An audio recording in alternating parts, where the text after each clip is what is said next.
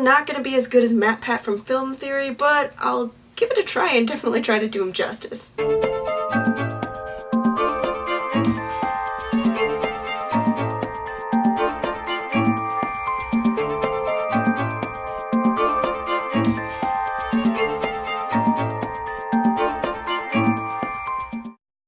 Hey, it's Zadie and you're watching Flytte Kartina. It's time for the conspiracy theory side of me to emerge. This has been bugging me ever since Endgame released.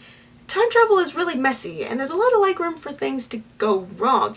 I give credit to all of the creators in Endgame for being able to pull off a movie this big and have time travel in the making of it. But there's something wrong with this movie. For those of us who weren't paying attention to Endgame's time travel theory, let me give you a brief summary of the different time travel theories. Time travel has to do with timelines, right? So there are 3 kinds of timelines. A locked timeline is no matter what you do to the past, it will not change the future. You can't go back in time and prevent World War II from happening by making sure that Hitler gets into the Academy of Arts in Vienna. And you can't thwart the assassination of Franz Ferdinand. It'll happen eventually. It's kind of like fate and destiny. If it is my destiny to become a famous YouTuber, nobody from the future can change anything about that. A locked timeline is kind of what Endgame uses, but it's not quite right. We're gonna move on to an unlocked timeline. An unlocked timeline is where anything and everything can be changed. It's also called the butterfly effect, where a change in the past, a small change, can have a massive impact in the future. So when Marty McFly accidentally made his mom fall in love with him and thus preventing the marriage of his 2 parents,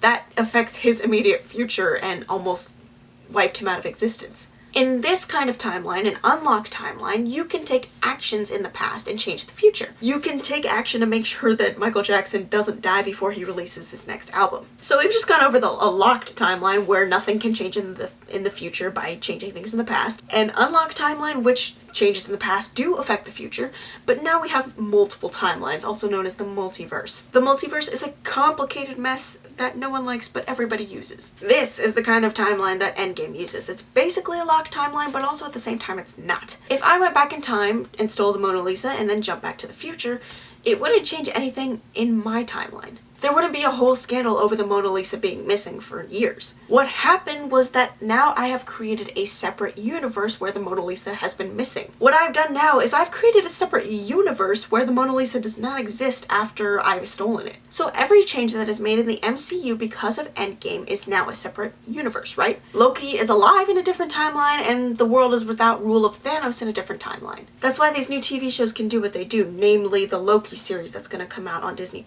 Loki does not show up when Thor and Valkyrie are talking in New Asgard about the future plans of New Asgard because he's not alive in that timeline. And there's no coming back, right?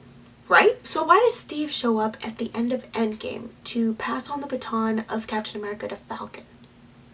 That one little thing makes the entire MCU time travel theory fall apart.